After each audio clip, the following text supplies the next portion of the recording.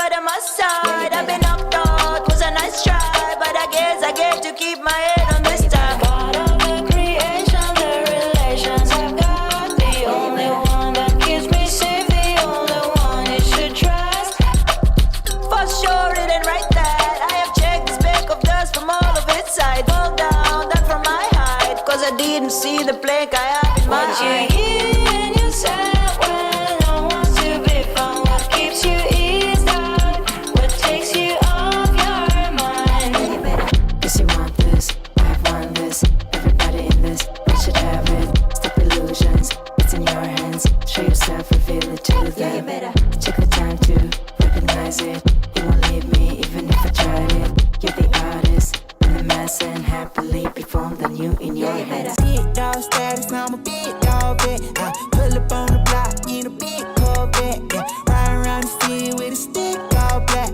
Try with a stroke, but we ain't with all that. Yeah, yeah, yeah, yeah, yeah, yeah. Yeah, yeah, yeah, yeah, yeah, yeah. Yeah, yeah, yeah, yeah, yeah, yeah. Yeah, yeah, yeah, yeah. Made $1 million and I can't go back. Got a lot of jewelry on me, man, you can't hold that. 12 asking better, tell him that I ain't so crack. Know your money long when your people can't afford that. I'm ballin', yeah. My mama told me that did my calling. I keep that stick, I don't do no brawling. Open out the doors and let them all in here. Yeah, they all in here. Ooh, big dog. We come out the pound, so we big dog. Heavy paddock on me, break my wrist off. I'm young out of rocket, about to lead dog. 3, 2, 1, I got big dog status, I'm a big dog vet. What is up, entrepreneurs? Welcome back to the Friday Live Helpcast with me, your hostess, the mostess, Diana Gladdy. I'm super pumped, excited, and pleased to be here as I always am. Hope you're having a fantastic day and a great start to your morning, your afternoon, depending on where you are. It could be overnight out here in these real and digital streets. Hope you all are having a fantastic day. I really do. And hopefully it's been a great week for you. You know, everybody always would say, thank God it's Friday. At least they did back in the day when I was growing up and whatnot. It was a whole thing, even on TV. So I not only thank God it's Friday, I thank God we are getting to share this time together. Another for our camera content creation Q&A on the Friday Live Helpcast. I've been thinking about one thing that's been kind of coming to mind these last couple weeks, which is to reintroduce the live aspect and segment of the show where you will not only be able to ask your questions in the live Q&A, but you'll also be able to ask those questions and come on live. So I'm thinking about bringing back the actual, the live questionnaire Q&A where you can actually come on. So if there's something more specific that you need help with, you need to pop on like we originated with this show. So I'm thinking about getting back to our roots a little bit out here in these real and digital streets. So let's get into who we got in the communities. T. Davis saying, hey, let's get it. That is what I'm talking about, brother. Good to see you. Glad that you are here. Let me turn up my headphones just a smidge so I feel confident with that audio right there. Wonderful magic goodness. All right. We also have Chat Night Africa saying the multimedia moving encyclopedia is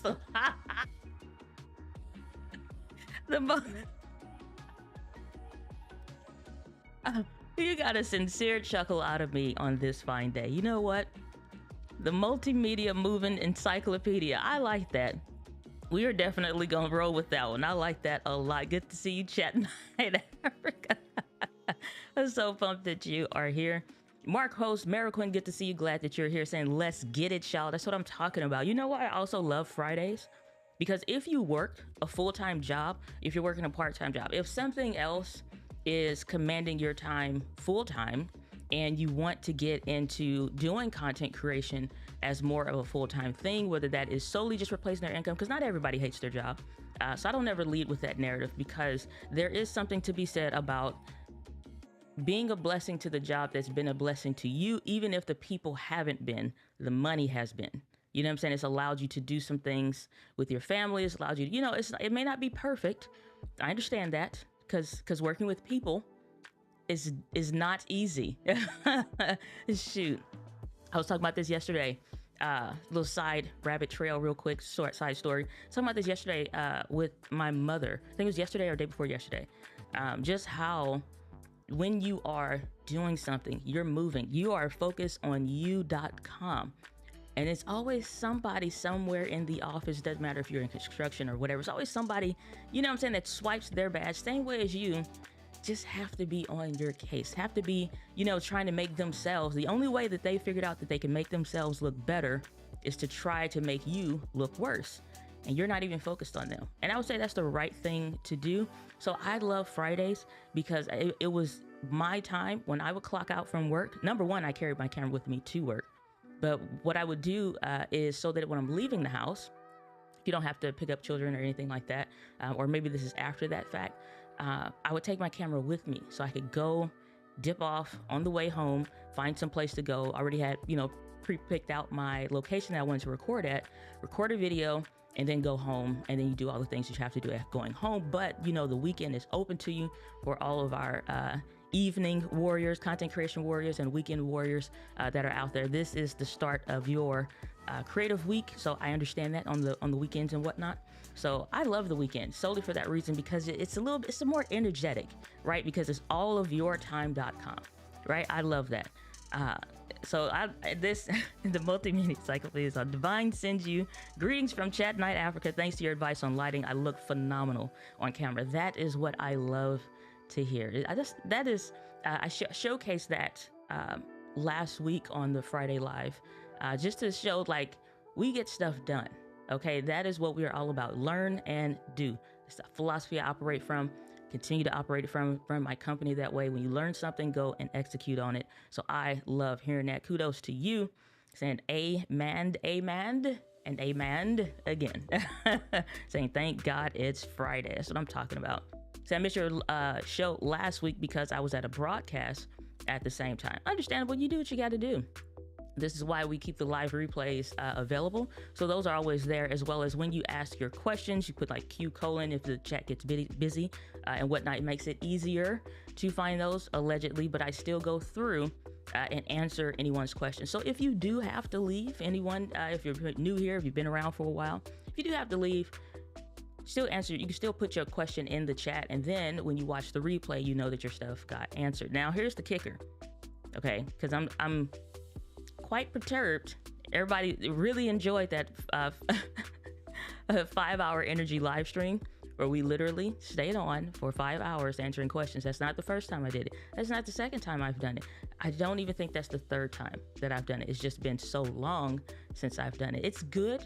It's fun. I get it. But we're not about that every Friday, okay? So depending on how busy these Friday lives start to get and how many questions we start to, 2 hours is the max. 2 hours is the max. 2 hours is going to be the max. Saying, Lady D, is it possible to reach you by email? Yeah, you can go to support@DianaGladney.com. I will throw that in the chat so it'll be a little bit easier to copy. Just go to support@DianaGladney.com, or if you are on the interwebs, then you can, let me pull this up here because not everyone is aware. On my website, there is a contact form. Let's go here, DianaGladney.com/contact. All my other stuff is coming up. So let us show that bit. So DianaGladney.com, if you come over hither, this is on the website. Click on the contact page or just DianaGladney.com/contact, and it will bring you hither where you can either, right now something's off. I tested this day before yesterday with the schedule call with Diana button. So if that's the thing, I saw a couple people trying to do that or saying something about it in the comments across the channel. So something's up with that button. I have to look into that later today.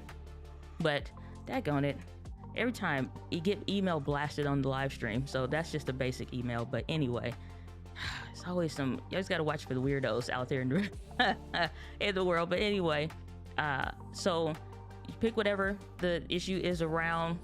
If there is something with the date or whatever, it'll just adjust or what have you. But you just go to my website and then the contact page if you just need to submit something, some kind of question hither, there, or what have you. And that's how that works. So But yeah, otherwise though, you can just hit support@dianagladney.com. I am ensured that I see those as well. All right, let's see what other questions we got out here in these real and digital streets. Let's see here. Sam saying, "Hi Diana, I'm back. LOL. I sold my Nikon Z30 for the ZV-E10 and the 11mm lens." So here's the kicker. I'm not about y'all have to do what I say, and I get that there is that pressure that with some channels, especially in the camera space, where it's like, if you don't buy what I said buy, or if you don't do what I said do, there's a problem. Y'all have your own wallets, okay? You know what the debit card numbers and credit card numbers are. That's y'all business, okay? All I try to do is help you get to the decision the fastest for what's right for you based on what you tell me. But you know down in your gut what you really like, and I say go for the gold, because you know what? Even if you had got something else, even if you had did something else, for example, the thing is this: you're the person that has to create with it. You know what I'm saying? So I always just try to help lean you out towards. Sometimes I think if it's a more logical decision, but also if I think it's something will better serve you or whatever. But I don't care what you use. You can use whatever floats your boat or finds your lost remote. So I'm curious, did you get the ZV-E10 Mark I? Or did you get the ZV-E10 Mark II? Let me know which one of those you picked up. Saying, "Oh wow, Sam, nice combo, and you're enjoying that decision." That 11mm is something about it. It's just if they could make more APS-C lenses, which I definitely think, even with all of those that are out there, I definitely think there's still a lot of combinations for the Sony E-mount that need to be made, because it would be that much more fun. In the one, creators always win, and the consumer always wins when these companies go back and forth in battle. But there's a lot of other APS-C lens combinations that should happen around that size. That 11mm is so ridiculously small, so comfortable. The buttons, if you vlogging or whatever, you hit that button, set that as your record button. Bees Knees Hall of Fame. Marco's saying, "Diana asked a week ago what gear I needed to get started, and you said get an SSD reader and just get going. Best thing I ever did. Thanks for all of your tips." That is what I'm talking about. Putting things to work. Learn and do. Go and execute on what you learn. Learn to do philosophy is how we roll out here in these real and digital streets. I love to hear that, Marcos. K-Walk Comedy in the building. Good to see you. Glad that you're here. Saying, "I hope it's a fight." See, this is what I'm talking about. I just said, it's like this ain't the first time, that ain't the second time we did, ain't the third time we've done it. But we are not about to be proponents of every Friday live. You know, it may become a season where the Fridays are just booked out for, you know, those 3+. But, you know, we're not trying to live like that today. I have another meeting that I have to go to. I'm actually going to be on Social Media Examiner's live show today. I think it starts, let me check my calendar real quick. It starts at 2 o'clock my time, Central Standard Time. So I cannot stream all day today. I have to cut it off so I can be on that show later today. So no, K-Walk Comedy. Said I just started open house so I can listen for another 2 hours. Well, you know what? It's fantastic, but that's where the replays come in, and you know, you can get in right there. Friday Live Helpcast all over this place. John's, good to see you. Glad that you are here. Saying, "Hi Diana, could you do a deeper walkthrough of your content folders?" Got your book. Watched the live a few months ago and the podcast episode. Overwhelmed with the simple structure of videos and pictures. So yeah, and if you guys don't know what he's referring to, he's talking about my best-selling book, The One Right Video. Go to onerightvideo.com/Amazon. I'll type that in the chat real quick, and then we will actually, I can pull that up so you guys can see what he's referring to, and then we can go from there. I'll show you exactly what we're talking about. So in the book, what I'm saying is there's a way that I go through, and number one, I set up my folder structure for, it's 2 of them. So let me know more specifically which one. For Dropbox, like there's in the chapter talking about how to hire a dynamite video editor, essentially. How to structure stuff so that it doesn't stress you out and it doesn't stress your team out. because what you will find is when it's hard to find stuff, they cannot autonomously work if they have to constantly ask you for stuff, basic stuff that should just be available. And so the basis behind that is, even if you are a solo content creating entrepreneur or just solo content creator, you don't have a business associated or what have you, you need to organize stuff even for you. A lot of times, the time that we waste ends up being our own time. And so if it's one thing I'm not going to do is waste my own time or anyone else's either, because neither of us can get that time back. So if somebody's dedicated to sharing time with you or working with you or partnering with you or whatever, let's just be efficient about it. So it's no waste there. So there's a thing about how I organize my folder structures there. And then there's something else in there about content creation, so you never lose another video idea. And so what that's talking about is just making sure that you can document all of the ideas, catalog them so that you don't lose your ideas, but also have a system, super easy system, so that I can just create content on the go.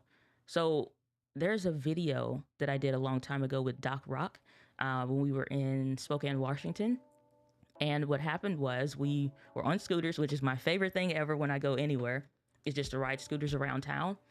And we come upon the corporate building, like the courts or whatever.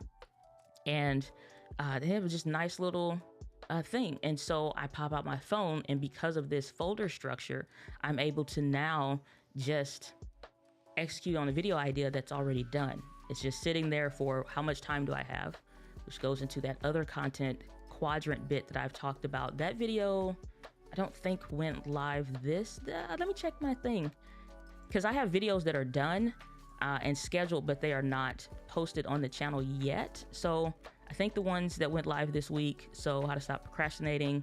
Okay, so here's this other video, finding time to create when you're super busy. That video is not live. That's a 24-minute deep dive video that will probably, it depends, because I have that one and a mastering B-roll shots video for busy creators video. That's another 20-minute something deep dive video. So that, and then a record, edit, and upload in a day thing. So those videos are done. They just haven't published because we're only doing 2 videos a week max right now. So I don't want to overwhelm you, but oops, my bad, I hit the wrong button. So let's go in order. Let's talk about the content quadrant first, because if you don't know how much time that you have, you can plan a video idea that won't help you. And the unfortunate thing with that is you'll spend more time making a video, and then it feels like you don't have time to actually make the video. Now you are forced to start recording and figuring out, based off of all of this, like, can I just wing it? And then people get frustrated because their creative process doesn't actually flow. In order for a workflow to work, the work has to actually flow. So the content quadrant touches on that, and I have that pulled up here. So here's what we're going to do. We're going to go through the content quadrant very quickly because it's super easy. Then we'll go into the folder structure so that when you plan your video ideas, you're now going off of that instead of just going off of kind of like how you feel and what you think. And sometimes your feelings aren't facts, or feelings actually aren't facts. So yeah, we'll do that. So let's go through that real quick. Let's do this. I'm just finding how I want to set this up. Let us go and adjust.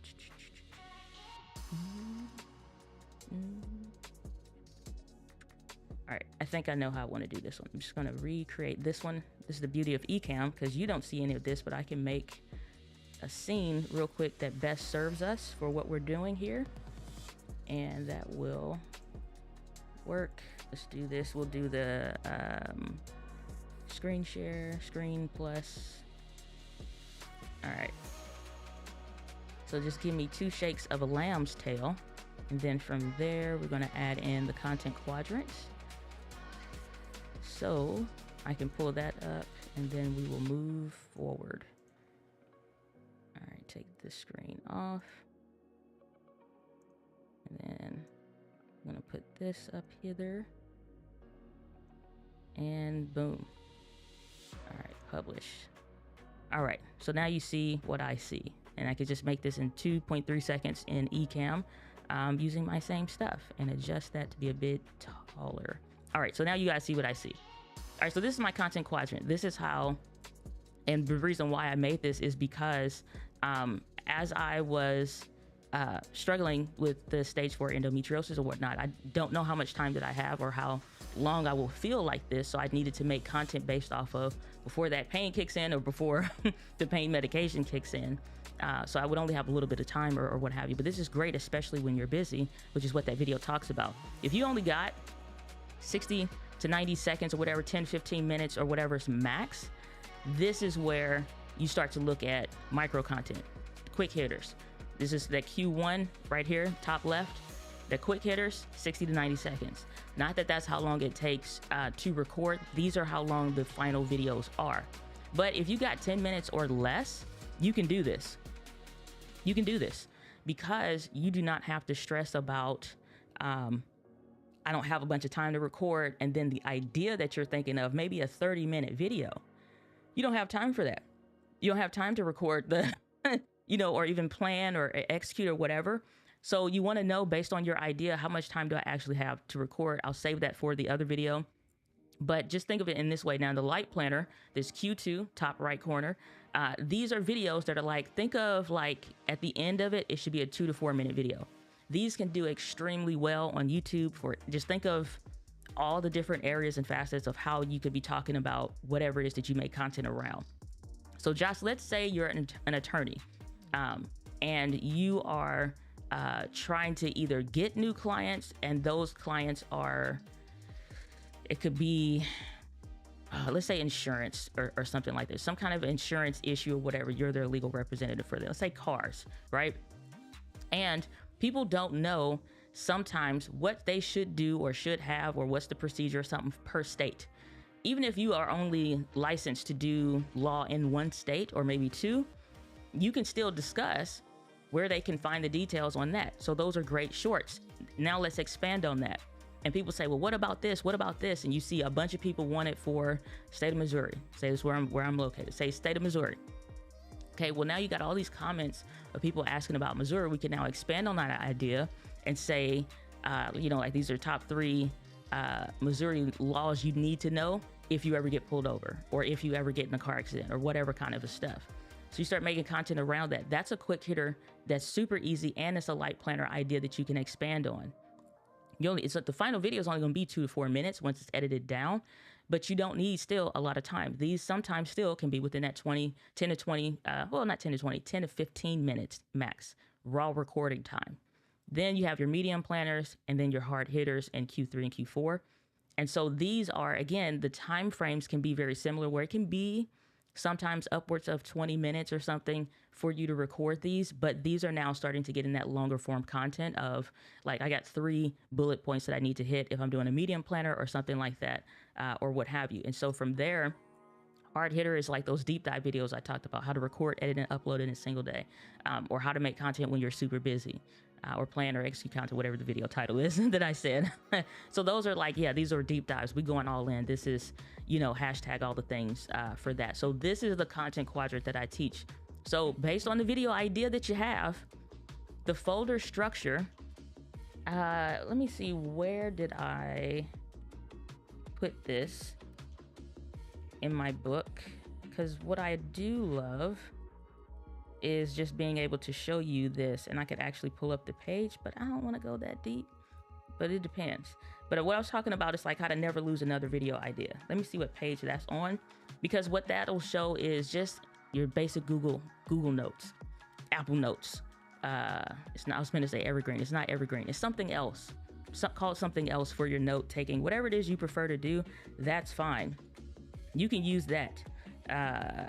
Let's see here. So chapter 13, page 116 in your books.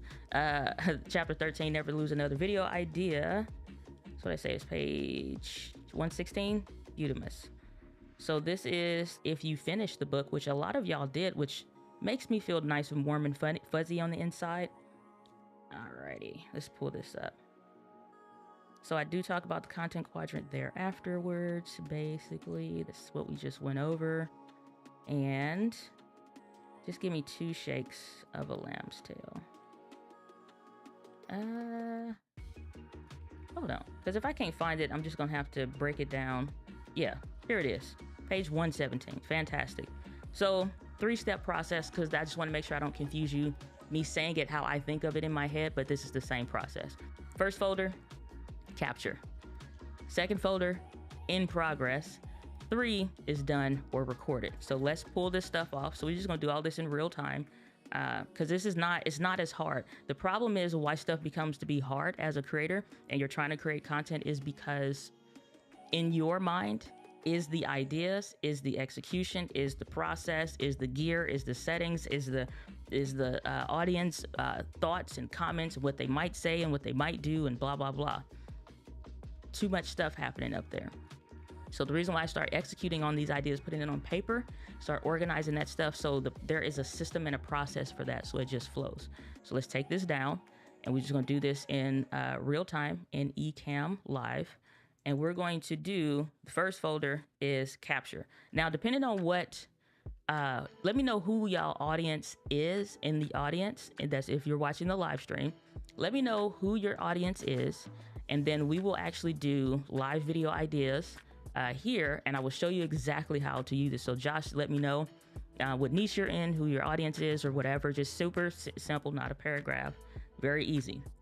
So if it's content creators, if it's entrepreneurs, if it's retail business owners, if you are doing consulting for married women, like give me like a little bit more specifics.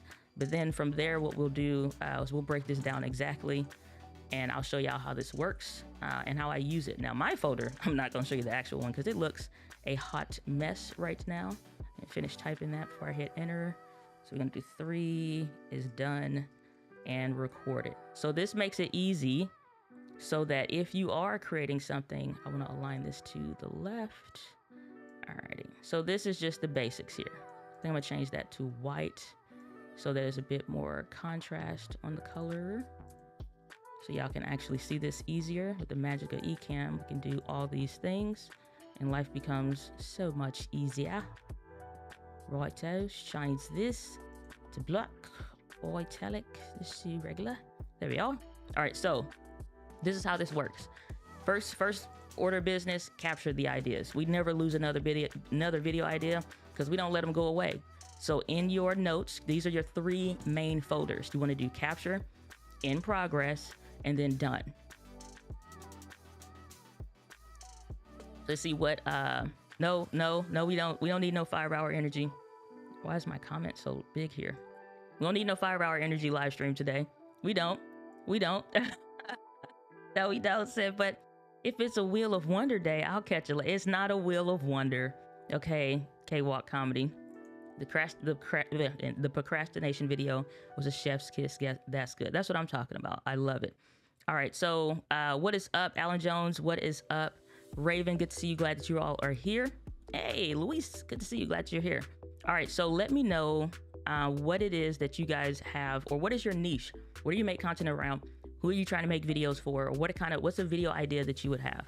So until I see those comments start to flood in, because I don't think that I missed them, but let's see here. So this was the original question. This is where we're going. Josh asked if I could do a deeper dive on my content folders, this is what I assumed that he's talking about from my book. So we're diving into this. So this starts to talk about with the content quadrant. Let's go through video ideas. If I have a video, let's say because I want to make this more specific to y'all. So I think coaching consulting is a pretty broad thing. So if I go another layer down, let's say I'm coaching married women, right? And they are on the verge of feeling overwhelmed, flooded. Let's say these are the emotional words that they would say, or you see them talk about or whatever. They feel exhausted and they are annoyed. So annoyed, they're ready to throw in the towel. And they say, you know what? I'm ready to be single again if this is all that it's going to be, because I can't get help like I need to. I feel like I'm always yelling at everybody. What's some other stuff I've heard from this category? I'm trying to think, because you have these calls and it's like people come for content creation, but we get into other stuff too. So it's like, Okay, so let's say that that's the market, right? We're talking to this audience. These are women who are married, but they're frustrated, because of all these things, the pressures and hashtag all the things. So let's say I have some video ideas that I want to dive into. My first thing that I'm going to put in there, just on the subject of that folder, within the capture folder. Now for these video ideas, I've started to, you can put them by date or you can put them by month, depending where, but I don't try to organize it too much. So let's say that one of these ideas that I have is going to be, this is within the capture folder. I'm gonna type that in, within the capture folder. Is going to be ready to, this is just, I'm not doing any research at this stage. I'm solely thinking about like the things that I've heard them say and the things that I'm having ideas about already. And it can be based off a coaching call that you just had with somebody and they're using certain language. You like, okay, ready to, or should I get divorced or try again? So I'm just saying that, should I get divorced or try again or keep trying, or yeah, should I get divorced? We'll just keep it that. Should I get divorced? Because that's more or less is just like, when is it a time? They're looking at that point, they may be looking for justification. So let's say this is another one. This is a touchy one. I've heard this one before. I'm a mom and I hate my kids. Tough subject, but it happens because there are moments and seasons when the daughter hates the mom. And so that may be another one where it's, I've heard moms say, my daughter hates me. Not that it all has to be negative. It just may be whatever you have an idea about. You don't filter them. You don't critique them. You just capture. The capture folder is just solely about capturing ideas. So let's do some hopefully positive ones. Let's say if, well, I don't know if we can be positive because all that's coming right now is not the great stuff, because they start with the pain point. Personal problem, pain point, the thing that's most annoying with them, the most biggest elephant in the room. Like I feel like my family doesn't appreciate me. And I'm sorry if anybody, this resonates with anybody. And then let's do one more of I'm tired, or yeah, let's say that. Saying like, I'm a wife. Not that marriages can be beautiful. They can be. I'm just saying, let's say, for whatever reason, this is what they make in content. I would say, I'm a wife and I'm exhausted doing everything on my own. I've heard some stuff. So let's start there. And I'm gonna post these and let's bring these down. The magic of eCam. So let's say all of the stuff within my capture folder, as I get ideas. I don't care if I'm driving. I don't care if I am journaling, if you in the throne room, like whatever, because at that point you can just say to the Amazon lady, or you can say to your Google Assistant or whatever. And the thing is, I always have a voice recorder memo button on my watch and on my phone, so it's just easily accessible. And I'll start voice memo. So even if I'm driving, I'll say, hey, since I don't have Google Assistant, I'm gonna say this. I'm like, hey Google, start the voice memo, or start a voice memo app, and they will start it based on whatever you have on your phone.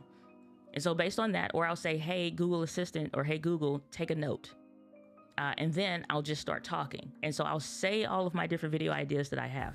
This is, like I said, you'll think like, oh man, that's all negative. I don't just want to be negative. It's not about you being negative. And this is for any niche. I just didn't see any in the comment section at the time. What's good? Steve Worthy in the building. Good to see you. Glad that you're here. So let me know, what niche are you in and what are you make content around? Even if you haven't been making videos or whatever, what would you want to make videos around? So let me know. So for that, oh, my bad. I didn't put the book stuff in there. onlinevideo.com/Amazon. All right, boom. So I'll say within my capture folder, all of my ideas, whatever they are, I do not judge them, but I'm going off of things that I've actually maybe heard them say, things that I know that they're dealing with, stuff that I know I want to talk to. And so the thing that you always want to think about, this goes to my clarity content framework, which is like, what's the thing that's annoying them? What's that confusion point? The thing that's just like, it's a lot of tension there. And so for me, just randomly thinking of idea, I'm thinking, where's the tension at for her, for this person that's on the other side of the keyboard? So I'm not in my capture folder. I am not judging my ideas. I am not trying to worry about how this paints me, or is it in a good light or not. I'm just simply capturing the ideas. Because what most people don't think about is your ideas, the original ones, can have children. They can have other sub ideas. And then maybe one video idea turns into a playlist or whatever when you start to expound on that, right? So that's how that works. Capture folder is the first one. And then within the next one, you're just going to the in progress. I simply take the video idea. So let's say I take the first one and I move that first video idea now under that second category of it's in progress, which means I am now working this video idea. I feel like there's some legs to this. Maybe I've done some research to figure out, you know, how much search volume there is if I'm really looking at what people are concerned with, or maybe it's a hot topic. You know, new research just came out. There's a lot of buzz online about it. There's a lot of content around it. There's something happening trending wise as to why this is a big topic. And so now I'm touching on this, or it's a associative and relative kind of topic. So the housing market, the housing industry, there's a bunch of stuff around that. Because I'm a millennial, I'm guessing the algorithm just feeds me more of what I've watched before. And you'll see a lot of people complaining about, like, you have, I don't hear a lot of Gen X, but let's say baby boomers complain. It's like, oh, millennials, Gen Z, they're lazy. They don't work like we did and buy a house. And then you have somebody that comes in with like a bunch of stats and data that all they do is economics. And they're like, no, it's actually different. Here's the details. And they'll go and break down that. What's the common denominator between those two? Someone is probably struggling since the divorce rate, I think, in America is like one of the highest ones around, like people getting a divorce because of finances. So you can't buy a home or whatever. You know, it's like you got people complaining about this, can't buy a home. Should I get divorced? Why? Maybe because it's money. So now we have some trending topics that we can touch on within our niche. You see, and that could be with anything. I'm just picking stuff out the air at this point. So it could be around anything. So I'm simply moving my idea from capture to in progress. When it's in progress, now you start working on that video idea. Planning it out, like I said, really doing the research, figuring out how I'm going to structure this video and talk about it. What are my 3 main bullet points that I want to talk about? So the first one might be, because it's something of interest and maybe it's a trending topic like we talked about, is it money? Is it because of money? Would you only get the divorce if it was only because of money? Kind of a thing. Is it because of another trending topic of something that's like always going on? Domestic violence. Let's say it's really big in a certain region. So, or again, it could be something going on as to like, oh, this is not the turn of events that I would have wanted to talk about. This is just the links that are happening. So P. Diddy, the rapper or whatever, there's a lot of stuff out about him and him running from the law and all the stuff that he's done. Okay, one of the biggest issues with that was domestic violence. Number 2, second bullet point, are you leaving because of domestic violence or something of the sort, or whatever the case is? And so you don't have to talk about your clients, whether you have them or haven't or whatever. You can now touch on, again, something else that's trending. Did this trigger you? Did this hurt? These are very sensitive topics, so you always want to, you know, lead in love and care with this kind of stuff, depending on how deep it is. But it don't have to be. Again, these are just some of the ideas that came to mind for whatever reason. And then the third one would be, are you just sick and tired of them? You know, it just like, are you tired of them? That's it. You just annoyed. And maybe you just need a break. Maybe you just need you time. Maybe you need to reestablish what boundaries look like. And then that ties into the next video that you're going to talk about X, right? And so when the video now is done, I just move it into the done folder so that I'm not deleting the idea just because it's done. I'm putting it there so that when I am searching for relevance around something else a year or 2 years later or whatever, what I can do now is search for money issues, because that may have been something that I typed out in the context of my video idea. And I'll put that in my search within my notes app.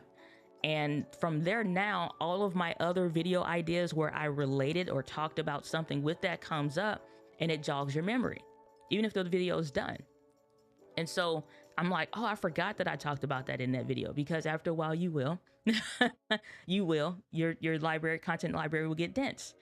And that's essentially it. That's essentially it.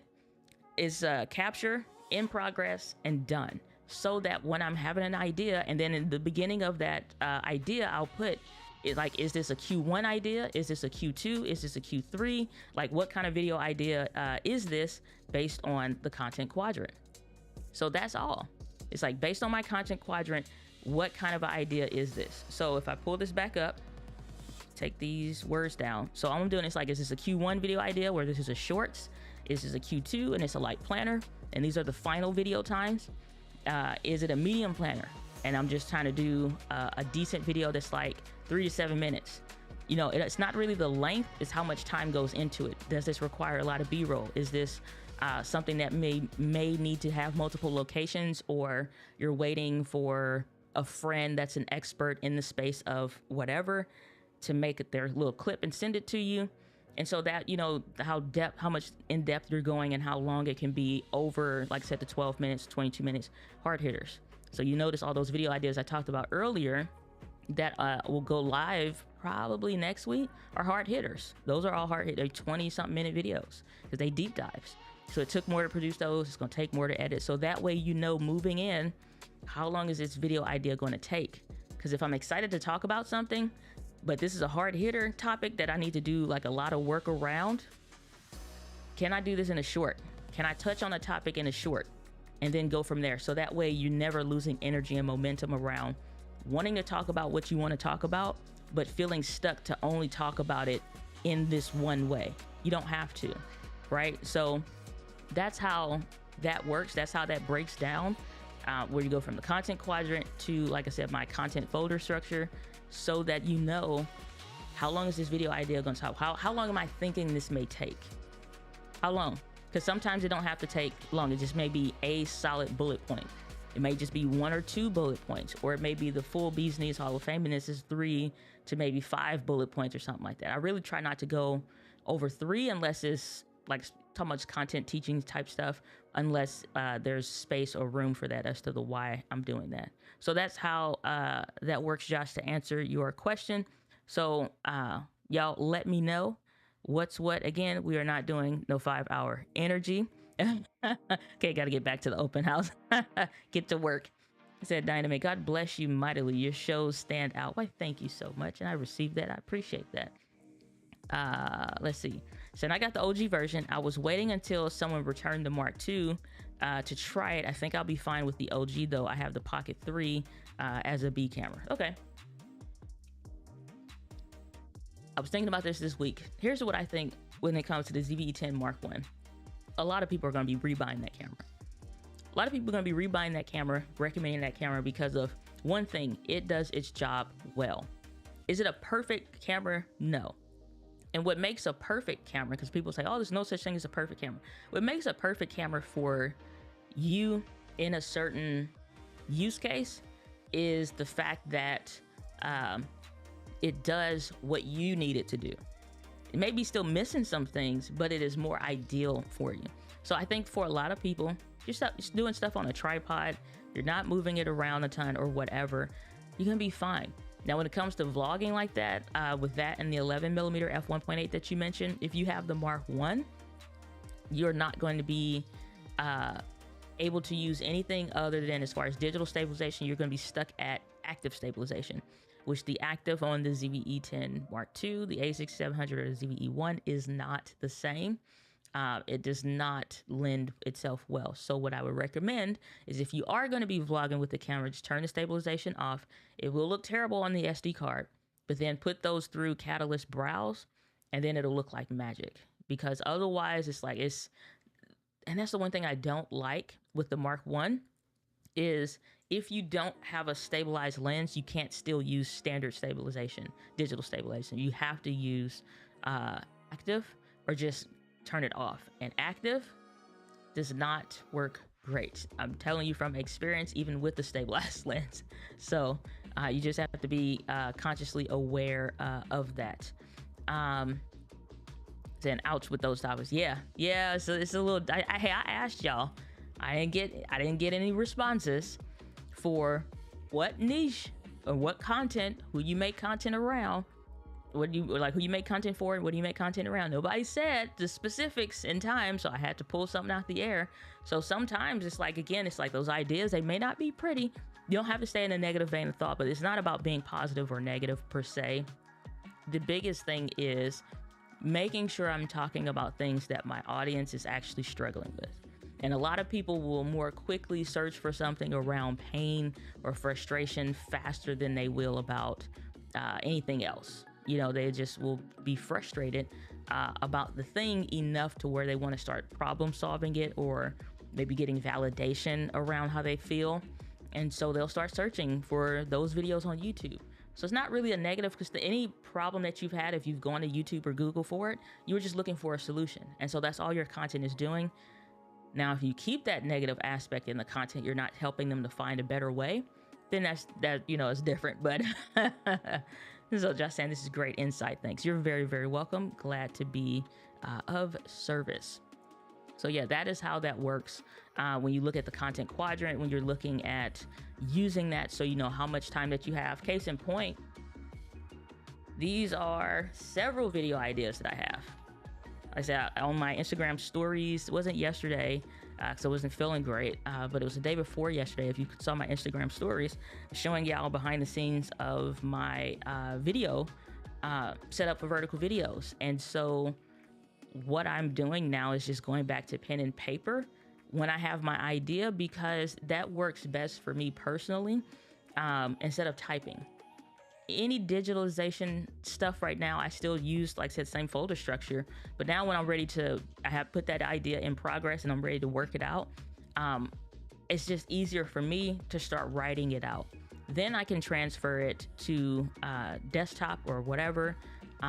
But it's like, I don't need to anymore, for real, with the AI tools and stuff that we're using. But it depends, if it's a script, then that's one thing. But if it's just like my idea, and these are like bullet points of how I need to cover this, and I know some parts may be verbatim, some parts not as much, then that's how that works. So yeah, it's a cool way to just make life easier for that. And then to be able to add your own flair to it. Be open to adding your own flair to it. So something else that I did that's not in the book is I started using emojis. So if it's a ready to record video idea, then I would just put the red recording dot next to it, so I could easily see the ones that are like ready to go. I pin those ideas in there and they're ready to go. Then once I move it and I have recorded that video, especially on a batch record day, like yesterday was supposed to be another batch record day, but it's gonna have to be today. I take my written ideas or whatever, I have those, I'm going through them, but I can add a green check mark to once that video idea is recorded, and then I'll later move it to done, and then I'll unpin it, so I'm only focused on the idea, especially if I have my notes on my computer, if I did do it there. Then that's this. So it's like I have my own little flair to it, just using emojis because it's fun. And like, you just do whatever it takes for you. If I know, like this week have been like batch recording like 6 or so or more shorts or something like that. And so I'm like, okay, so I'm doing a bunch of different ones. So I'm like, okay, I'm just gonna go by date. So in my in progress folder is another subfolder where I know I'm no longer working on this, but it's ready to be recorded. So it's like, I think it's 2.1 subfolder that I made under there. That's just like, this is now ready to record. So I've completely flushed that idea out. It's now ready to record. I got my red recording symbol next to it. And so I'll move it from just the main in progress folder to a ready to record folder. And then I'm like, I know whenever I sit down to record, these are the ideas that are actually completely done. Everything is completely, linked up, X, Y, and Z, and I'm good to go from there. So that's what I'll do with that kind of stuff. That's just my own personal jam with that. Saying, is there a preferred note-keeping system that you use? Notion, ClickUp, others? I am a plain Jane, straight through. We use Asana though for our system for the team, like for the company or whatever, and like planning and executing stuff. We use Asana. I've been using Asana since forever. I think it's been since like what was that? Maybe 2009. No, was that 19 or 18 that was? I think it was 2000. It had to be 19 maybe. No, that's too late. Maybe it was 2018, I think. Somewhere between 18 and 2019 is when I started to use, it may have been 2019. No. I'm trying to think, because it's important to me to like get the date right. But I think it was, it's like 2018. Let's call it 2018. When I first hired my first ever hire, I was still working full time, was my virtual assistant. And so we use Asana for that. So you can plan ideas out. And then for that, we don't have the membership community that I was doing. We don't have that anymore.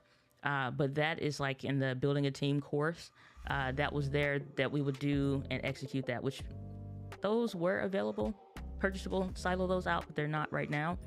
But in the building a team course, I would break down in Asana how we're now going from just my ideas into putting that on the board and how we execute those so that the team can just go in and start working. So that's course is not available because I've since further refined the process and made stuff easier. But yeah, it's like I just use for my ideas, like I said, that in progress, capture in progress and ready, and that's done and it's been recorded. For that folder structure, Apple Notes. I don't try to get fancy with anything. I don't try to do because it's just me and my note process and system. I've experimented with other stuff that may use AI and all of that. But here's the thing. There is something to be said about giving yourself space to have ideas and let your ideas have some children. You know, it's like, it's something to not only running to AI all the time for that. But I still want to know, and I still want to enjoy the process of deep thinking. I still want to thoroughly enjoy the process of deep thinking to further birth more things out of myself. And so once I'm done with that, and now I am ready to maybe introduce AI or whatever, then that's fine. You know, it's a wonderful tool. But just far as like the planning stuff, I keep it simple. I use Asana. And I haven't been tempted by anything other than ClickUp recently.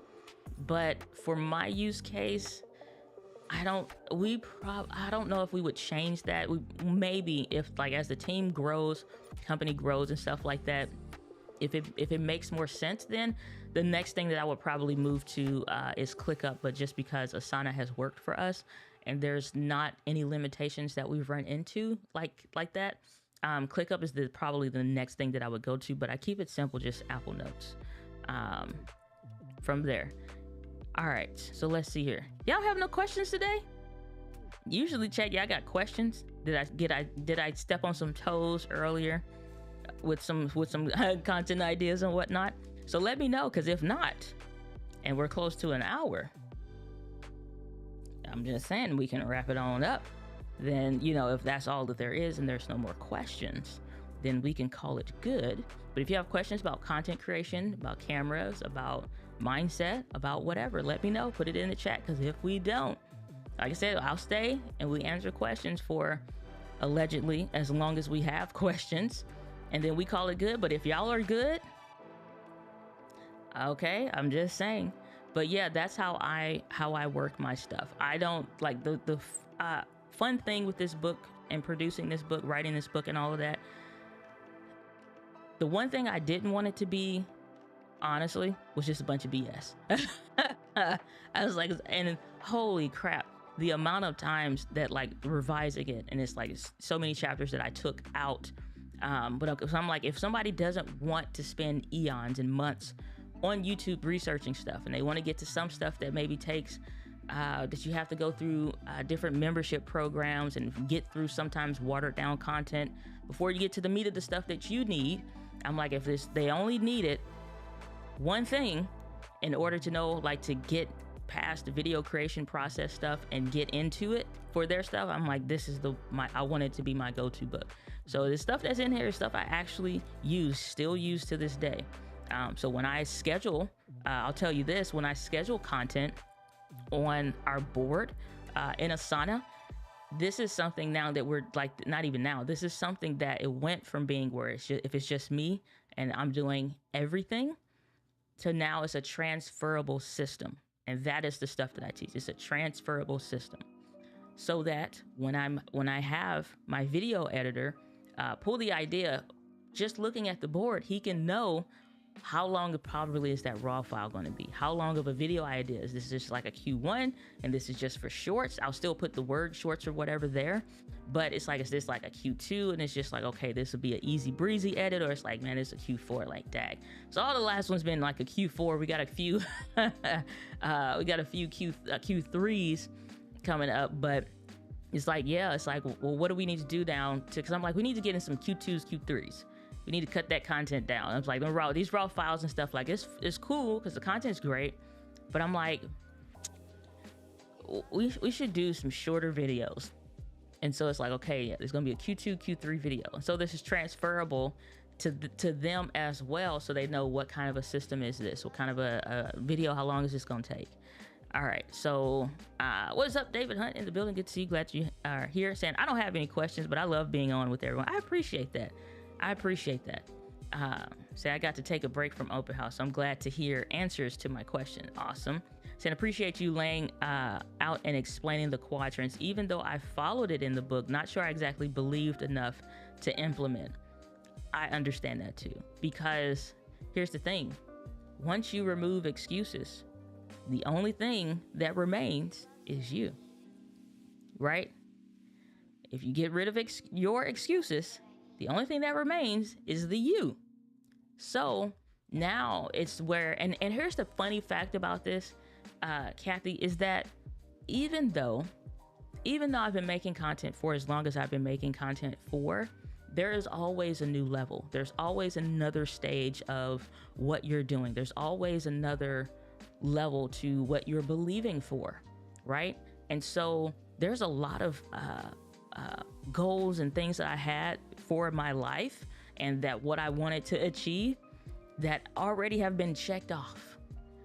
And so I talked about this in the podcast I recorded this week. It's not published, it'll go live next week. Was that I find it amazing that, like, even though I've been making content for a long time, I still have to really urge myself at times to lean into my discipline and not into my feelings.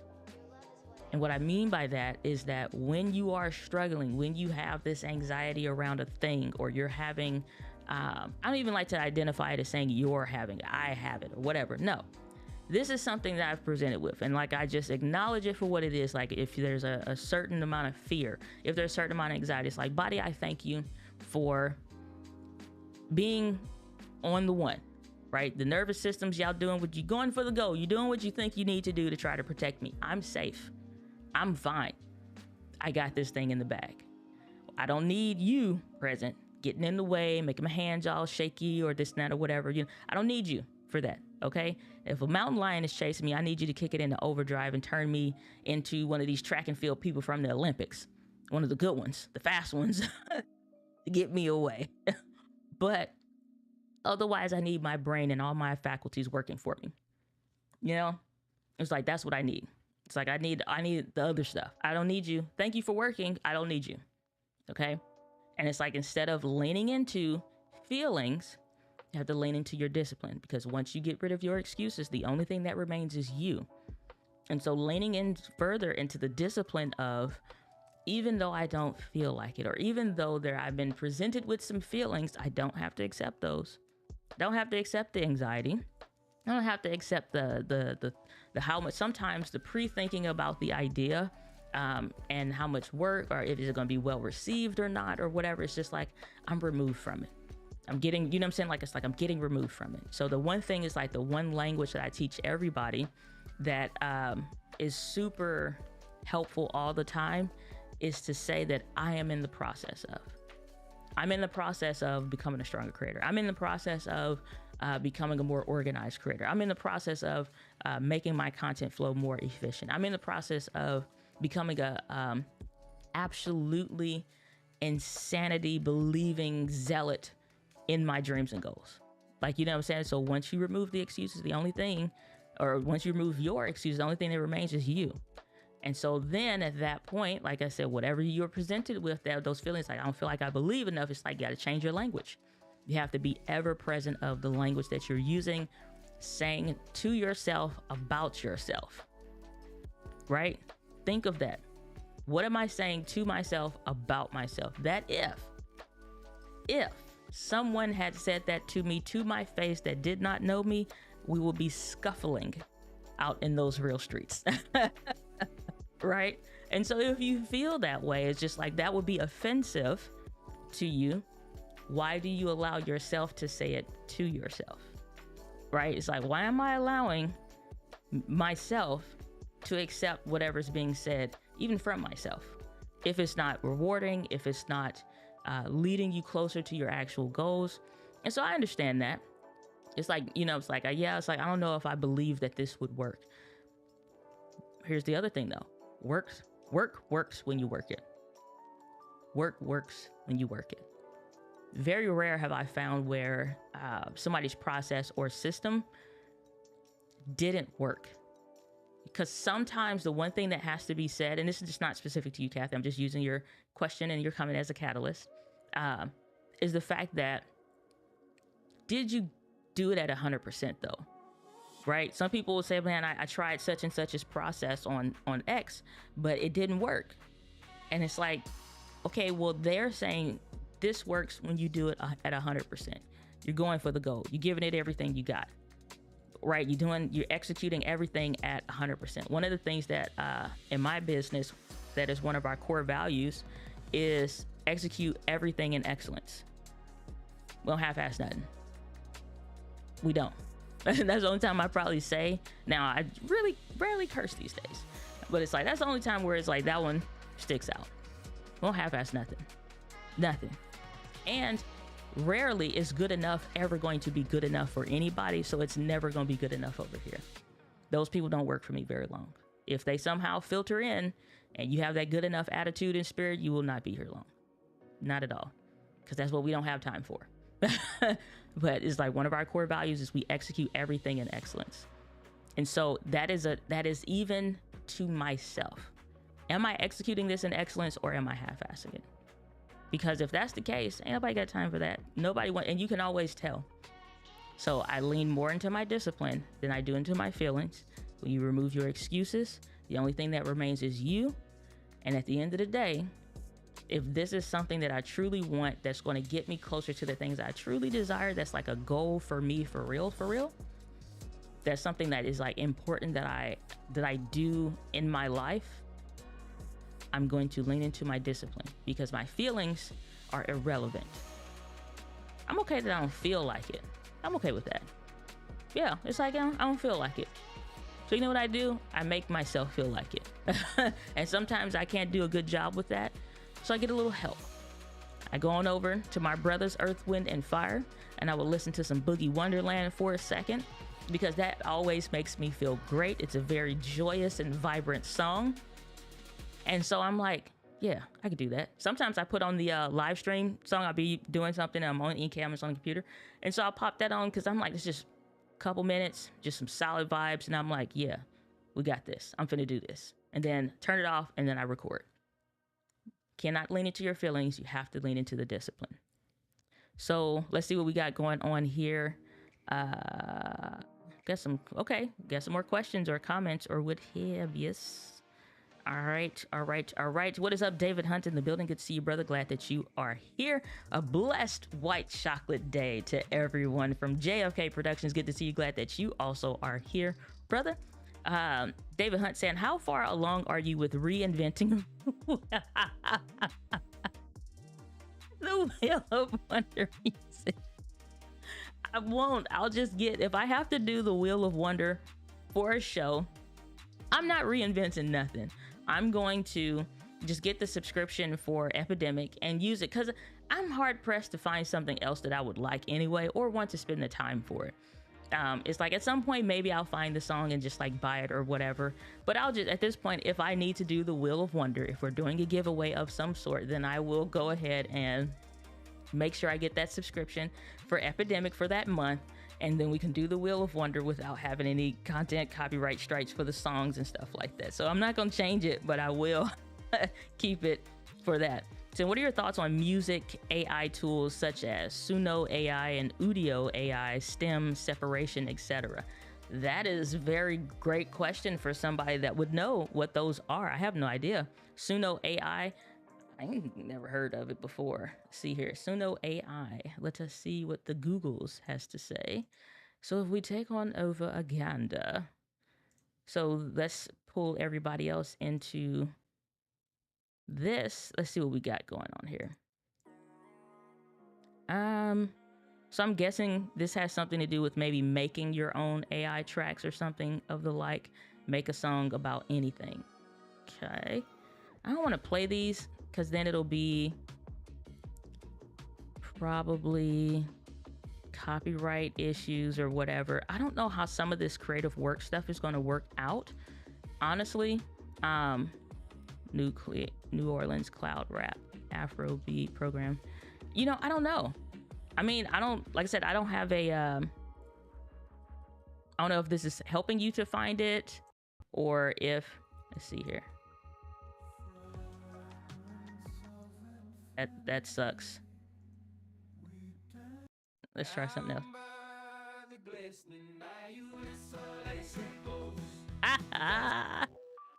Country music. Pretty cool. Yeah, all right, let's not play too much. Yeah, I don't know. I haven't tried any of these personally, because when it comes to creative work, there's a lot of stuff going on right now in the space where people are concerned that their creative works are being used. And I promise you, the one thing you don't want is to blow something up and then you cannot have the money back of that. And so copyright strikes and all of that have been like massive with the creative space of AI. I don't know how this stuff is going to roll out. I'm not trying to fearmonger or nothing, but it is good to be aware of what's happening. So because I know music is your space, I just don't know creatively how that's going to all play out. I'm all for testing, trying different new tools or whatever. But as far as like, I don't know if this, I guess, AI generated music of a sort or like kind of making it, I think it's dope.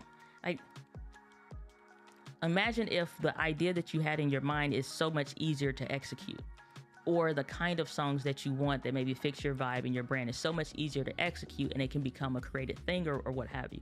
That's fine. The only thing is, like, I would hope they have tools and stuff and it says like, is any part of this song similar to some other something to where I don't have to deal with any copyright issues? Is it close to anybody else's song? Is the segment matching anybody else's something? So that's the only thing. It's like, otherwise, I think it's great to experiment and try and like put it to work and see what's what. And audio being in your space, just keep up on all of the audio specifics. I follow, can't think of what the company's name is right now. I think it might be Crisp AI's blog and their newsletter, so that I can keep up with the stuff that's happening in the audio community in reference to AI, and specifically like sometimes more of the legal issues and stuff that come up when it comes to creative works or whatever. So I would encourage you, like, make sure you get on somebody's newsletter or make sure you are keeping up with the what's what with that, just so, you know, you at least, again, stay in the know. But I think all those different tools, like, it's great. I just don't have an opinion of using it because I've never heard of it, never tried it. So yeah. Kathy, you going off on David? Y'all got to have some love out here. Got to have some love. Say, come on, y'all, keep the questions coming. Tim Brown saying, what settings do you recommend for vlogging? Do you use S-Log3? And if so, how do you expose? Number one, I don't change to S-Log3 until, and again, good to see you, Tim. I don't change to S-Log3 until I need to do something. Like when I did the Cinepeer 3 gimbal video, and you'll see a video in there of me doing a shoot for a sales page video for this launch. Okay, well, that for the fitness company that is associated with, then we use S-Log3 because now we're needing to go more specific to, like, you know, using having number one, the most dynamic range and all of that. My number one thing with vlogging is not any of those things. My number one thing with vlogging is the experience, and me capturing that fully. And then number two, making sure I can get the look that I want and make it super easy. So there's a video, I think this was your question, around a question that you had on YouTube, and it was like a reply thread that we had going on. I think this was yours. What I do is exactly what that video is. It's no different, which is my creative process, so I can make videos anywhere. It is a combination now and currently of like S-Cinetone and the i2-709 profile. I didn't go into depth there, but that's what I use, like a combination between the i2-709 profile, and it's like, I say i2, it's like ITU-709 profile, because I just used to use that, and then using S-Cinetone so that it is a bit more dynamic range, because i2-709 by itself is more closely to a natural profile with like a little bit more saturation, if you will. This is specific to Sony cameras. And so what I would do is just use that because I love that. And so I would use that, adjust the contrast and saturation and all that stuff or whatever. But that's what I would use. So when I'm vlogging, we're not going to do a bunch of color grading or anything like that, because again, the number one thing is the experience for me.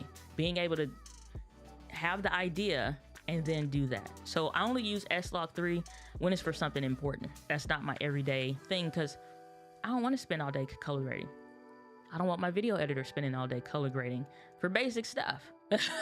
I don't. I like to be as close to what you see on camera like this now, is that same profile or whatever, except I can add my LUT in Ecamm Live. We paste on our LUT, we have our presets for all our settings, stuff like that, and then we're done. We don't do exhaustive stuff like that. If you do love, though, the full dynamic range, you want to always do like the Bee's Knees Hall of Fame, what your camera can do, go for the gold. But you just have to have a workflow that kind of makes life easier for you. And then, like I said, that's where we do the presets, so we can just drop on, this is what the color grade needs to be, micro adjustments if it needs it, this is what the audio needs to be based on that setup, and that's it. So when it comes to me doing vlogs and stuff like that, my exposure at that point, I stick with 24 frames per second. The basics around what I'll do, sometimes I like to use shutter priority.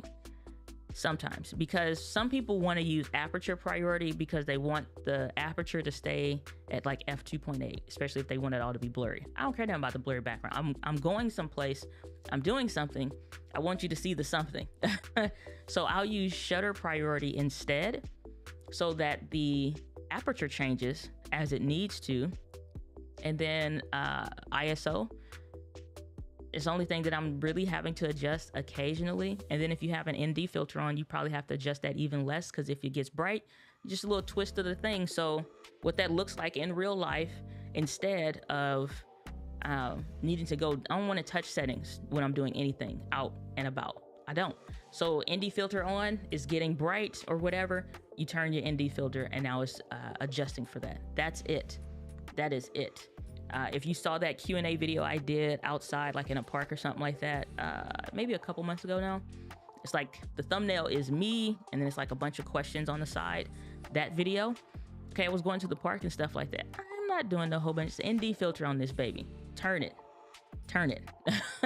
And if the ND filter is still, before I hit the ISO, sometimes I may jack up the shutter speed, because with the exposure triangle, you have the aperture, the shutter speed, and the ISO.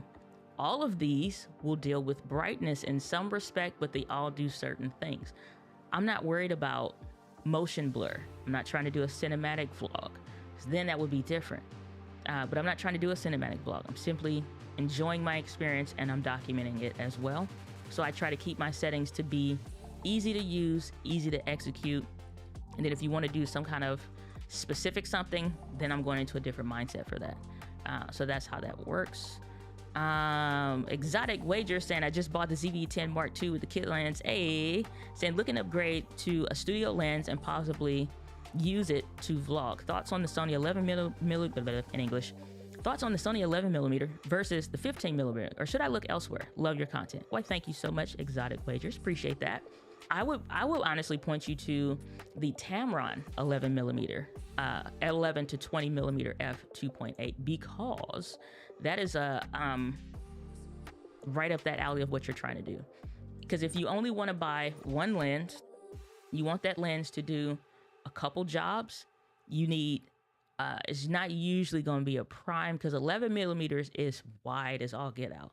So instead, I would push you here to the Tamron 11 to 20 f2.8, because not only can you get these used for cheaper prices, or you can go with the 10 to 18 f2.8. Both of these are great. So the only thing is, the 11 millimeter that you're talking about is an f1.8 lens. I get that. Or a 15, just get a zoom. And then you have the range without having to do lenses or whatever, because it is super wide. Yes, you can use clear image zoom, but you don't have to, right? So I would say go with one of these. You got the 10 to 18 f2.8, or you have the 11 to 20 millimeter f2.8. F2.8, it will still get you, it's like the start of more so having a good blurry background, depending on how much depth you have behind you. So actually, if you look at my screen right now, this is at an this background blur that you're looking at is an f2.8. Had to double check the settings. This is at an f2.8. The lens itself is similar to that 11 millimeter that you're referring to, that goes down to f1.8. So I can make this look even blurrier if I wanted to. It's not essential. But the more depth that you have behind you, the blurrier that background will look like. I'm maybe only 2.5 feet away because I'm using a 35 millimeter, but and this is a ZVE1, so a little bit difference there. But otherwise, it's at an f2.8. So f2.8 on APS-C will still look great. The only thing is you just want to make sure that you have some depth behind you, because you can get to really close. The cool thing with the Tamron though is the minimum focusing distance of that lens is insane. And this is for all of Tamron's lenses, so it can pretty much act like a macro lens at times. It's really freaking cool with the stuff that I don't know how they do their optics, but they do an amazing job. But either of those lenses are fantastic for what you're trying to talk about. For a talking head video, you probably will bring it in closer to that 15, 16 millimeter range, maybe take it all the way to like 17, 18 even, just so there's not as much distortion on your face or whatever. You can still sit super close, especially with that Tamron lens, because the minimum focusing distance between the edge of the lens and your face can be closer than the 10 to 18. So that's what I would recommend for that if you're looking to have a lens that's great indoors and go vlogging, because f2.8 in my opinion is far better for f4 when you're talking about all that stuff. And bless white chocolate and macadamia nut day. That's what I'm talking about. The white chocolate, that's how I knew. Okay, that's how I knew I was team white chocolate. The white chocolate, white was it? Yeah, it's the white chip and macadamia nut cookies like from Subway. Holy mackerel Louise. Saying lean into my discipline and not my feelings. 100%.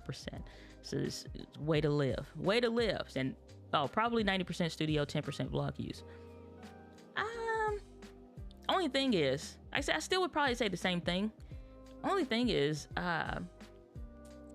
when it comes to vlogging, in that 10%, you just don't want it to be annoying, because then you would do it even less.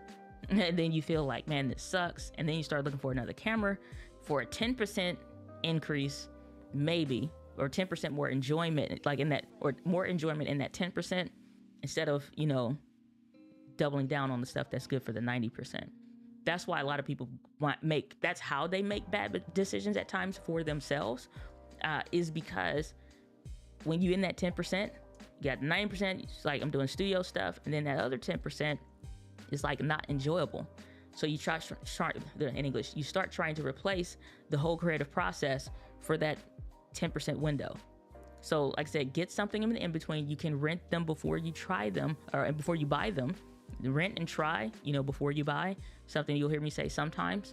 But you can rent it for like a week and just see, is that focal range even right for you? You don't have to buy the lens outright or whatever. Just try it and see if it'll work for you. What is it? Diana.link/lens rentals, I think it is. Let's see here. Try to put that in the chat. But yeah, Diana.link/lens rentals. Boom. So yeah, just try them before you buy them and see, just try it for like a week. You can do 4 days, 3 days, 4 days if you know you can find an answer faster within that time frame, and just see which one is closer to what you want. Because a lot of people get the Sigma 16 and that is not ideal for everything. It just ain't.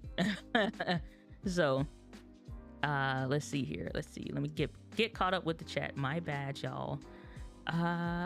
Said I'm creating content to promo my music. I'm using my iPhone 15. What's a good starter camera? I use the Canon T3i. Don't judge me. This is a non-judgment free zone, okay? Or wait, that's oxymoron.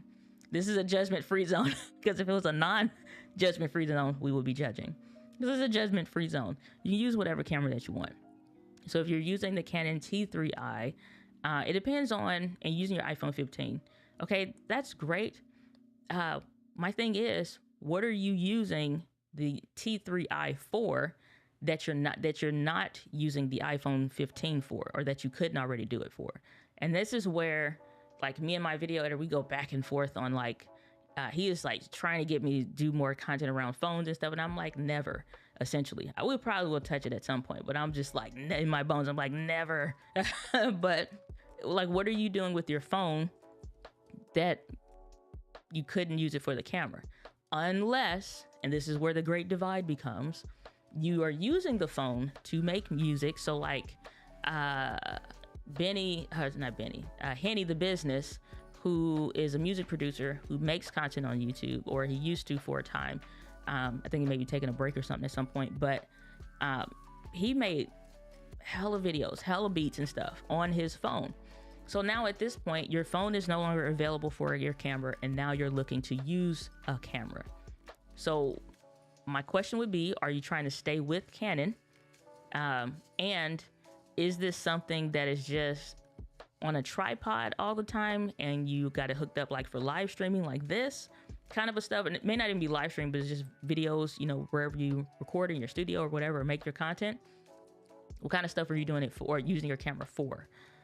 So let me know what those look like. So that way we can say, because if you're just saying, oh, I'm using to make videos in my home office, is that all? Like, what is it? Are you 50-50? You doing it there, and then sometimes you do want to go out and vlog, and like, let me know what the difference is. Because if it's just sitting on a tripod pointing at the desk, it's super cheap Canon options if you want to stay the Canon route that you could go with, depending on your intended use case. So let me know. Just Tornado, good to see you, glad that you're here, saying removing the excuses sounds like it also helps to remove needing validation. The thing that I find with those that need validation is somewhere in their history is some positioning, some place, some person of authority. And I'm not saying that like your teachers or your parents or whatever, but it usually is somebody that in their mind had more authority or say so than them, that crushed their ideas a lot, or made them feel like nothing that they ever did was good enough or good to begin with.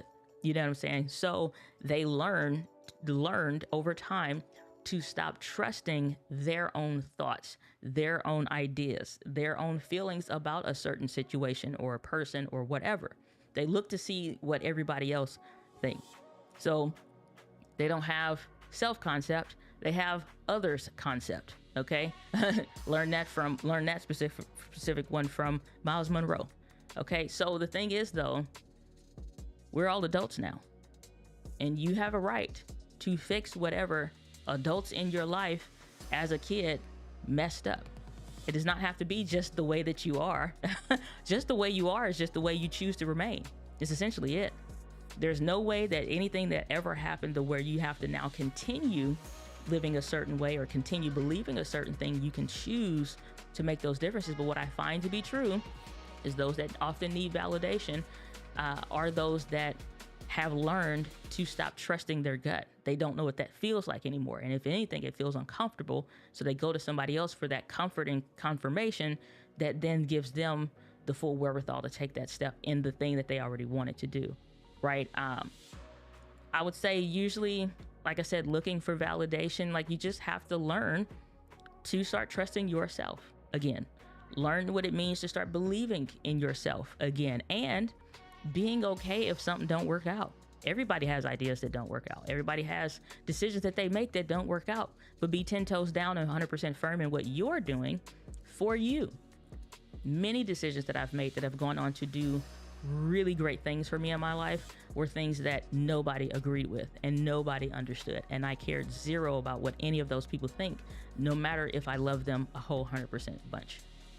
Fun fact.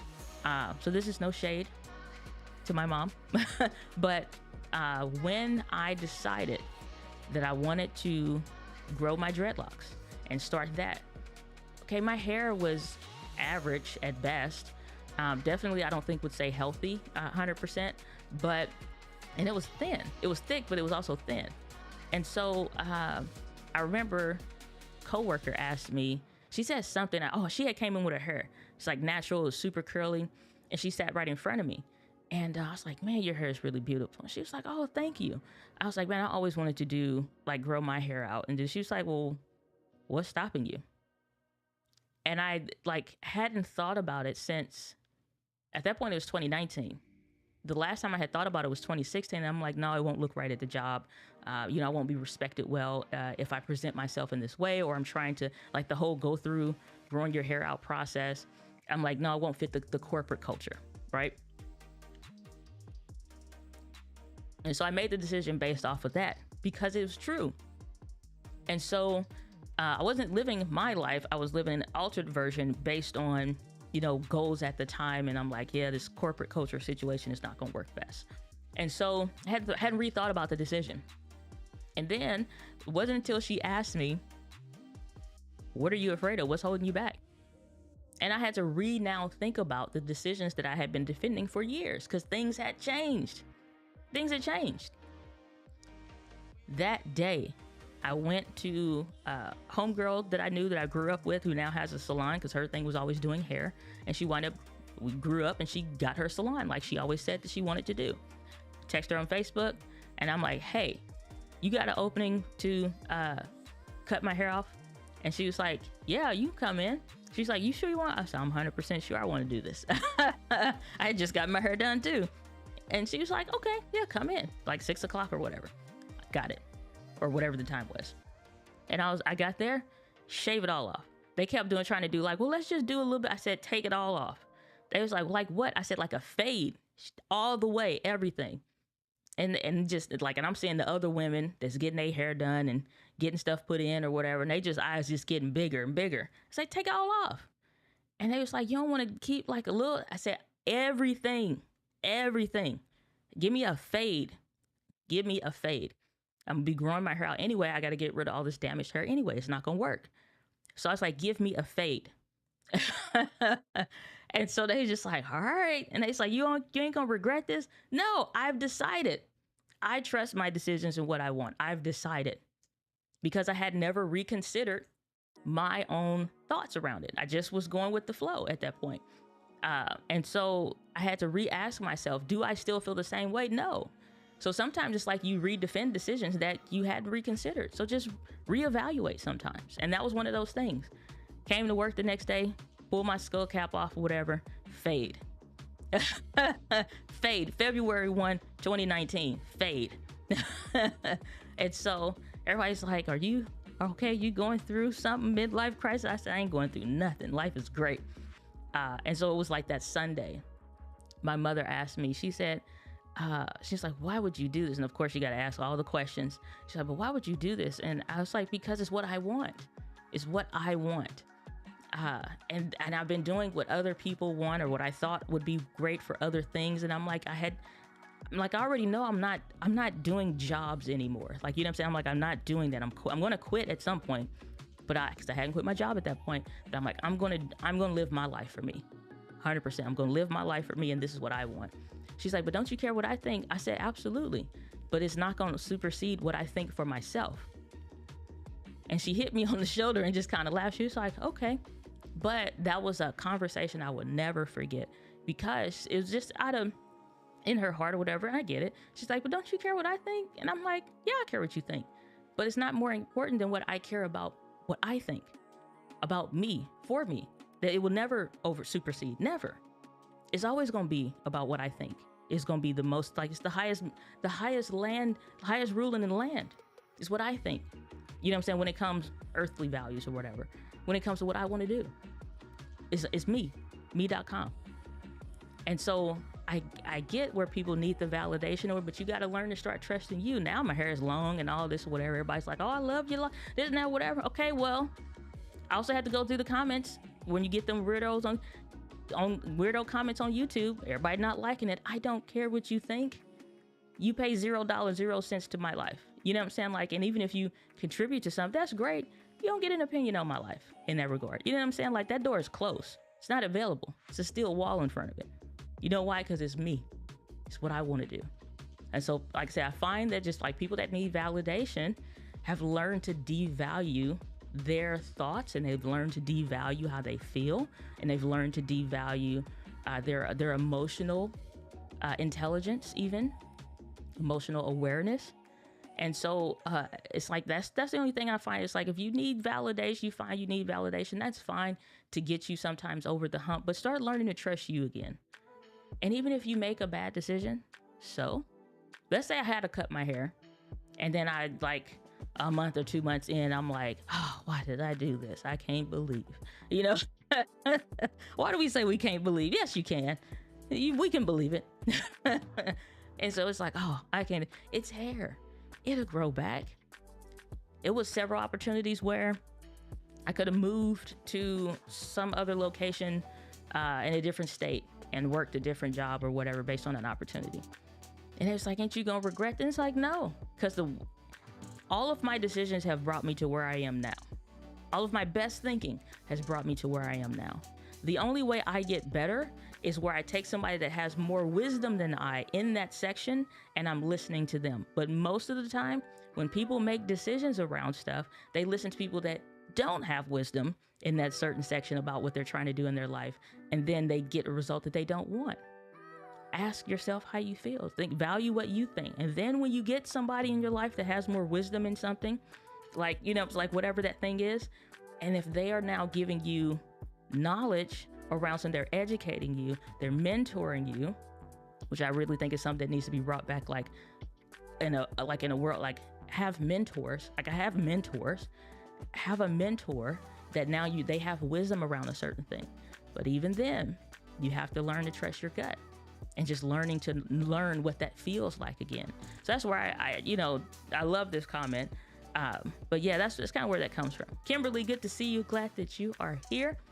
Saying hello, everyone. Hi, Diana. Recently purchased the Sony ZV-10 as my starter. I watched your video on how to set up settings, and it was easy to follow. I did run into a couple things that maybe you can help guide or steer me in the right direction. Thank you. Love the content. You're very welcome, Kimberly, and I'm glad that that video was of service to you. So let me know specifically what you were dealing with when it comes to that. So the thing is, when it comes to your settings, it's based on your environment. So I think this last week where I had all the camera settings and stuff on the camera screen or on the screen for the live stream. And we went through some of those things, but let me know specifically what it is that you are dealing with. We'll be live for a bit longer here or for a little bit longer here. Cause I do have, let me just check my calendar. Cause I do have to be on Social Media Examiner's YouTube channel today, which I'm grateful for that. And let me check my time. I got to log in. So yeah, we got about another, I'm gonna say another 10 to maybe 15 minutes before I'm gonna have to close this one out. But let me know. And matter of fact, I'm gonna make sure I'm out of here in, we're gonna say 13 minutes and 47 seconds. I'm putting this on the clock. So this is how much more time we got left. So I'm out of here on time. Okay, so y'all let me know. I'll say happy Friday, Miss D and the chat. Good to see you, Kombucha. Glad that you are here. Saying, okay, Earth, Wind, and Fire, give me Serpentine, Fire in it. See, just know your songs, know your songs. Saying Suno and Udio are problems and pitfalls. It was cool till we found out they're ripping existing music. Yeah, so that's why I said it's like, where is the checks and the balances with the creative work AI tools that are out there when it comes to that? Like if you're gonna make music and make art, just like The AI generated art stuff is amazing. I love to use it all the time. But if that means ripping off somebody else, it's like, no, it'd be better.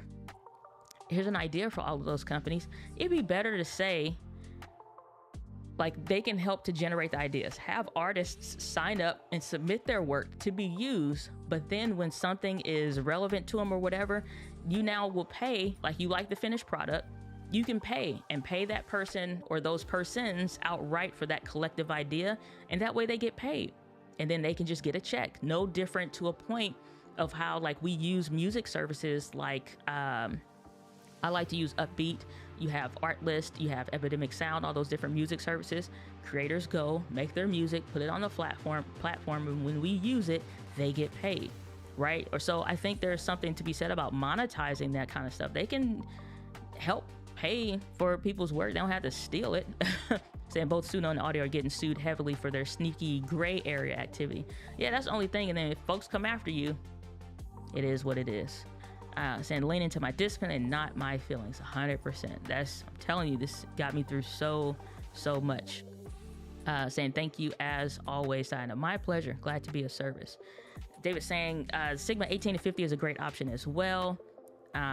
Well, the thing with that is also 18 to 50 for vlogging. 18 is not comfortable.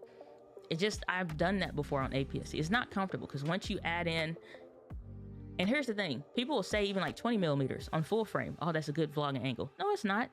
It's not fun. You got to hold your arm all the way out to the eons and just be like, no, ain't nobody presenting Simba when they trying to vlog. We don't want to do that. Like, you have to hold your camera, like holding your camera like this. This is normal. This is normal. Just this. But this, I got to be presenting Simba, the circle of life. I don't want to do that. I don't want to do that at all. I want to do Circle of Life with Simba and the Lion King when I'm vlogging. I don't want to do that. I want to be just close and comfortable. That's it. Even with the vlogging tripod. Saying thank you as always, Diana. My pleasure. Glad to be of service. Saying, hey, what about the 17 to 70 f2.8 Tamron lens? Well, the only thing is that heavy. Again, heavy to that. The thing that throws people off then, and they wind up getting something else, is when you look at, he said his ratio was 90 to 10. And I think that was a fella. So let me know if I'm correct or incorrect about that. But he said his ratio was 90 to 10. If he's doing this 90% of the time is on a tripod, that's great, but we don't know the focal ranges. So most of that, let's say 40 up to 70 millimeters could be waste of space because it's a longer barrel. It's closer to like that 28 to 75 by Tamron f2.8. So the barrel is still rather long. Those are great lenses, fantastic lenses. But if it's too long and you're just carrying it, nobody wants to carry this big old thing. It's like this. So like, this is my protein smoothie that I didn't drink yet. But these lenses be somewhere like this here, something like that. So ain't nobody trying to vlog like this. Like that's too, it's hella big. It's uncomfortable. It's ridiculous when you're vlogging it. So that 10% will become super annoying. And then that 10% either will not happen because you don't want to use it because it's too heavy and it's annoying, or because 17 also, again, is not a comfortable vlogging angle. I'm sorry. People that be saying like 17, actually, I'm not sorry. 17, people that be saying like 17, 18, 20 millimeters is great for vlogging are wrong. It's not. It sucks. And that's the truth. It sucks when you actually are doing it for longer than the clip of the YouTube video. And that is the only thing that you're doing. It sucks. It sucks. APS-C or full frame. It sucks. Add stabilization onto that and see how much face.com anybody wants to do when they're vlogging. It's annoying because now you holding your back and next thing you at is the circle of life. Okay, presenting Simba, holding your arms out like this for vlogging. Nobody want to do that. That's annoying. It's so annoying. So 18 is a small lens. 18 to 50 is a great lens. But 18 millimeters for vlogging, circle of life type vlogging. We're not trying to do that. Said thank you so much for your thoughts on my questions. You're very welcome. Glad to be of service. So then the Subway cookies roll. I'm not touching them. I'm not touching that stuff, man. Not at all. Not at all. I got some cookies because I said the other day I was talking about in my Instagram stories how I hadn't grocery shopped yet. and I was hungry. I was taking my lunch break, so I was like, I'm just gonna get a Subway sandwich or whatever. So if I am going to eat out, I'm gonna eat as clean as possible. And so I looked and I saw that cookie roll, and I'm like, let me get out of here. I wound up getting some cookies to give to my folks, but I'm like, let me, you're not catching me off today. Let me get out of here. And I'm not touching no cookie roll. Saying thanks everyone. You're very welcome. Saying, hey, what did I walk into? I hear truth. Yeah. Rocket Rose Vlogs, good to see you. Glad that you're here. We were answering questions and the questions got deep. So that's what. Leon said, thanks for those questions. I'm creating a producer tutorial videos. I have an iRig Stream adapter that I hook my MPC into my phone. Okay. And also want to make some vlog music content for social media. Okay. You said your initial thing, like you'd want something super budget friendly. Well, the thing is, you don't have to spend much. I mostly only cover Sony content these days on the channel because that's what I use. But you don't have to switch. If you're coming from the Canon T3i, you said earlier, you can move over just slightly up. And the fact that the stuff is discontinued now is even better because the prices are even better. So let's go. Let me make sure I'm either signed in or signed out so I don't have no more email spillage issues. But let's go to MPB, which I love to get a lot of my used stuff from. And we're going to do a Canon let's try the Canon M6 II because there's a lot of goodness there. So this is now up to $600 or free something or whatever. But let's go low to high. And then let's scroll down. So spares and repairs, just usually like the cheapest one. So now we're looking at $600. And we'll look at some other stuff, but I just want to start here for a second. You're staying in studio. You're not doing a whole lot of whatever. The Canon APS-C, now this is the discontinued model, but the prices a lot of times, if you're trying to go uber budget friendly, and you're coming from a T3i, this is a miles jump. You don't have to get into the R stuff because the R glasses is not where it's at right now. And then too, they cut off their line. So I would go still with this here. So, and again, as a consideration to start with, to begin looking at stuff. So let's say we're going to go $579. We're going to go good. They actually send, the reason why I like MPP a lot, they actually will show you the picture of the actual camera that you're buying. So if it's a scuff on here somewhere, that's what it is. And this is a flip up screen or whatever. But the reason why this would be amazing in your use case is because you still have a microphone, you still have a decent battery on here. I think it's the LPE 17 for this one. And then you still get a microphone port on this one. You can still use the Sigma 16 lenses that everybody loves for that really creamy, blurry background and stuff like that. So this is a great starter pack here. You have also, they have a, it was like a Canon 10 to 18. I think they redid that long time ago. RF, EF. No, this is the older one. I felt like they redid their, or was it 11 millimeters that they had? Canon 11. It was something. I don't know what it was now, but I feel like they did redo their vlogging lens. I thought they did anyway, but let's just see. Let's just do a Sigma 16 f1.4. And again, this is solely based off what you said. You coming from Canon, you're trying to stay uber budget friendly, not a 1.5. Typed it again. Did my keyboard die? No, I just deleted my music on accident. There we go. 1.4. Enter. So they have it for the, oh, they don't have it for Canon. Aw, well, that sucks. So the prices on these would be really good. Only got Micro Four Thirds. This. All right, so let us pull up B&H photo video. And then if we go to Sigma 16, you can probably find this used even. But this is just what I was just referring to. So you just need to make sure. So it's EFM. So this is for Canon. You can't get these used. So like you say, it's see here used from 300 to 322 bucks. So now we're looking at 6, 7, 8, 9. Let's call it $1,000 top to bottom with a, you know, whatever thing. For a lens though, for I think just like if this is all that you're doing or whatever, like I said, this is just producing tutorial videos or what have you, this would be fine for what you're trying to do because it's on a tripod.